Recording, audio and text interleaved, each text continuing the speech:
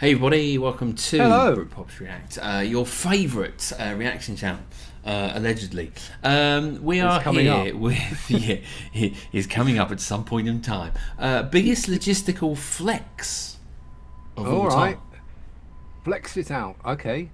Yeah, that's it. Berlin Airlift. Boom. Oh, Berlin Airlift. Okay, Berlin and Airlift. who has requested us to check out the Berlin Airlift? No other than the Berlin Maestro, FFC Firefighter Chick, Patreon and supporter of the channel. How are we doing out there? Glad to thanks for coming and supporting us again. Okay. We do like the fat electrician and the way he explains it. Really good at the detail he adds in. Has a bit of humour in there.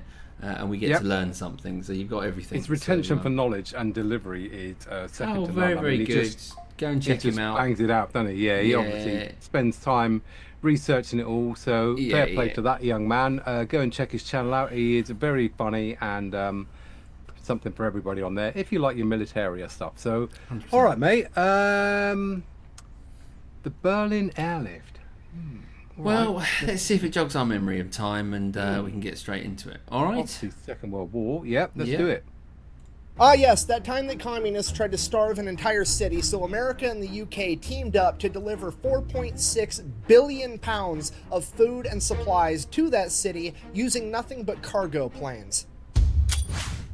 Today we're talking about the biggest economic and logistical flex of all time, America's Operation Vittles and the UK's Operation Plainfield, coming together to be known as the Berlin Airlift. But first, a word from our sponsor. This video is brought to you by Henson's Shaving. Okay, here's the deal. Henson's is a family-owned machine shop that makes parts for the aerospace industry. There's literally parts on the Mars rover that these guys made, and one day they woke up and they're like, this is the type of company you want to support. I'll have a link and a discount code down below. Let's get back to the video. All right, important background info. After World War II, the Allied forces took control of Germany, and it was split into pretty much 4 different chunks. The Soviets got a piece, America got a piece, the French and the British both got a piece. Here's a map of that right here. Okay, here's where it gets a little weird. Berlin was also split into 4 equal chunks. The problem with that was Berlin was 100 miles into the Soviet territory, so you have this little tiny speck on the map of British, French, and American territory completely surrounded by the USSR. While that is weird, it wasn't really a problem because right after World War II, everybody was still an ally, so America, the British, and the French had no... Can we just note his t-shirt? Does that stand for hump communism? By any means. Well, look, move it over. See the little stick man? Looks like he's humping communism. Yeah, it could well be. Yeah. F communism, maybe. I think it probably is, my friend. I think it probably is. It just tickled me. It's very good. All right, okay, this is interesting already. I didn't realise that it formed like that immediately after. Yeah. As soon as it fell. I suppose that something had to because obviously, USSR sort of helped us overthrow them, but then they wanted to take control of everything. So the Allied forces sort of came in, said we're claiming this bit, and split it up quickly before Russia decided to carry on and sort of try and take everything. Yes.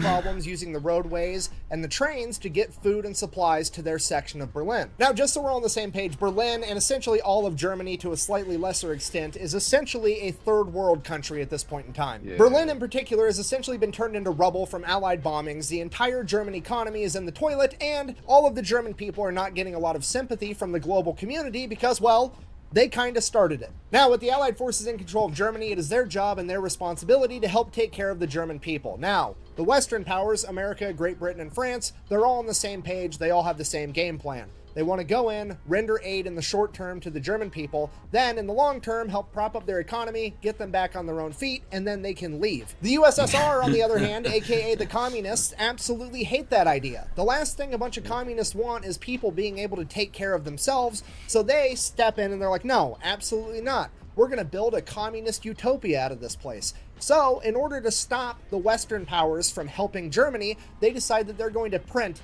billions and billions of Reichsmarks, the German currency, they devalue the currency so there's so much money that it's no longer a store of value, to the point that it literally takes a wheelbarrow full of money to buy a loaf of bread. Because of this, the already struggling German economy completely collapses and a black market sets in, and the new currency for Germany is essentially cigarettes and food. And this goes on for like 2 years, with the West trying to negotiate with the USSR on how to proceed. And during that time, the people of Berlin are quite literally starving and freezing to death, with the average Berliner eating less than 1,000 calories a day. Eventually, the West steps in and they're like, fuck it, we're just gonna do it without the communists because we have to help these people. So they create a new type of currency for Germany known as the Deutschmark, and it's gonna be seen as a real store of value and help rebuild the German economy. The Soviets find out about this and they freak out, basically break all diplomatic communication with the Western powers, and they officially want to break up and just have East versus West, capitalism versus communism, Hungary versus Fed. This is where the Cold War really starts kicking off. And the first ideological battleground of the Cold War is going to be Berlin, because remember, it's 100 miles into Soviet territory and a big chunk of it is still controlled by the Western powers. So the Soviets decide they need to take over that part of Berlin too. They can't have a little speck of capitalism in their communist utopia. Now, luckily for the communists, it's an easy fix. They really don't have to do anything, because the minute the West Berliners see what a communist utopia really looks like, they're going to willfully and freely denounce capitalism and run over and become communists too, right? Wrong. That's never going to happen, because communism sucks. It's always sucked, and it's always going to suck. So the communists are going to do what they always do. They are going to basically present West Berlin the option: join or we will attempt to kill you. Because if you don't know, that's the dirty little secret to communism. They always talk about seizing the means of production. What they never bother to tell you is that people are also part of that means of production, and they will seize you too. So that's exactly what they do. They attempt to seize West Berlin. They blockade it off from the Western powers. They cut off every road, every railway, and every waterway so that the Western powers cannot get West Berlin food or any other supplies. And then they cut off the power to that section of the city, quite literally freezing and starving them to death until they comply. So obviously this is a diplomatic and humanitarian disaster. All the military leadership runs over to President Truman and they're like, hey, what do you want us to do? Basically, we got 3 options. Option A, we can start rolling tanks in and kick off World War III right now. Option B, we can just leave the Berlin people there to die. And option C, we can try to fly in as much food and supplies as possible, but getting enough to feed an entire city is basically gonna be impossible. What do you want to do? Now, obviously, I'm paraphrasing a little, but Truman basically said, we're America, we don't start world wars, we just finish them. Also, and I quote, we stay in Berlin, period, which narrows it down to one single option. They are going to fly in enough food and enough supplies to try to feed all of West Berlin. Here's the catch with that. The American leadership has absolutely no idea what that's going to take or how to even proceed. So they go to the British government, who has just spent the last decade rationing their own people, and they have a great understanding of what it takes to keep a large population of people fed and warm. So Great Britain crunches the numbers, and they figure to get every single person in West Berlin 1,700 calories a day, it's going to be 1,500 tons of food every single day. In addition to that, since the power got cut off, they're going to need 2,500 tons of coal and fuel every single day. Okay, 4,000 tons, just so we're all on the same page, that is 8 million pounds of supplies every single day just to keep everyone alive. And the best cargo plane they have to work with at this point in time is the C-47 Skytrain, which has a maximum capacity of 3 tons, meaning that they are going to have to land 1,333 cargo planes into Berlin every single day. To put that into perspective, there's only 1,440 minutes in a day, meaning that one plane has to land every minute and 8 seconds. This is impossible. Despite that, the newly formed United States Air Force says, hold my nuclear bombs and watch this shit, because on June 26, 1948, 2 days after the Soviet blockade, they launch Operation Vittles, where they are going to try to feed an entire city via cargo plane. 2 days after that, June 28th, the UK says, hey, we're going to help too, and the RAF launches Operation Planefair, and together this becomes known as the Berlin Airlift, and right out of the gate, it is a complete and utter shit show. They're trying to fly in planes from absolutely everywhere. It is disorganized chaos. There's planes crashing. There's mid-air collisions. It's a complete disaster, and on their best day, they're maybe able to get 1,000 tons of supplies, less than a fifth of what they need. Now, at this point, the conditions in Berlin are getting worse and worse by the day. The communists are essentially laughing at the stupid capitalist pigs, at which point America calls up one of its main characters, a man by the name of General William Tunner. All right, this is a guy that coordinated all the logistics of getting supplies into China during World War II when they had to fly over the Himalayas. If anybody can unfuck this situation, it's gonna be him. And that's exactly what he does. So General Tunner comes in and he's like, here's the deal. We're gonna fly these planes like we're conducting an orchestra. There's 3 air channels to Berlin. The 2 on the outside are gonna be planes going to Berlin, and the 1 in the middle is gonna be planes leaving Berlin. For the 2 air channels going into Berlin, we're gonna launch 1 plane every 3 minutes all day, every single day, and those planes are going to fly at 5 separate altitudes, staggering every single time to give them just enough time to land. The Germans on the receiving end of this are like, we're literally starving to death, we got to help out the Americans and the British with this, so they show up and they start unloading the cargo planes for them. Who's that? And they get so good at unloading these planes that they can unload all 3 tons of cargo in under 7 minutes and help get the planes turned around and sent back out. And this turns into one of the most beautiful humanitarian team effort moments in human history. There's American and British pilots, aircrew members, mechanics, all just showing up in West Germany without even being called to help with this effort and to fly and repair these planes to keep them going around the clock. And then over in Berlin, the same thing is happening. There's Luftwaffe airplane mechanics showing up to help repair the American and British cargo planes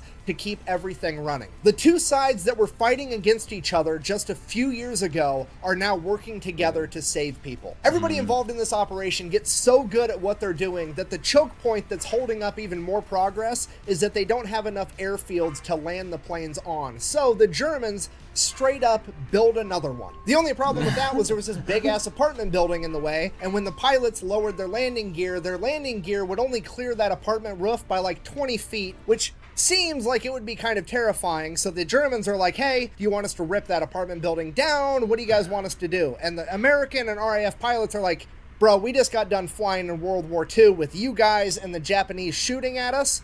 The apartment's gonna be fine, trust me. And sure enough, they start not only hitting, but exceeding the quota of 4,500 tons a day. And this infuriates the Soviets. This is the biggest economic and logistical flex of all time. It shouldn't even be possible. Amazing. And yet America, the UK, and the people of West Berlin are somehow pulling it off. At this point, the Soviets decide they have to try to do something to stop this. So they start sending up all their fighter planes to try to mess with all the American and British cargo pilots by flying too close. They're basically trying to mess up air traffic, cause accidents, do anything they can to slow down this logistical miracle. However, it doesn't really work. Why? Because the American and British pilots know that it's basically a bluff, because it's essentially a giant game of fuck around and find out, because if the Soviets actually do anything, it's going to kick off World War III, and at this point in time, America is the only country on the planet that has nuclear bombs and a president that's not afraid to use them. Okay, if you're not picking up what I'm putting down, I'm trying to tell you that the American and RAF pilots are flying with the confidence of knowing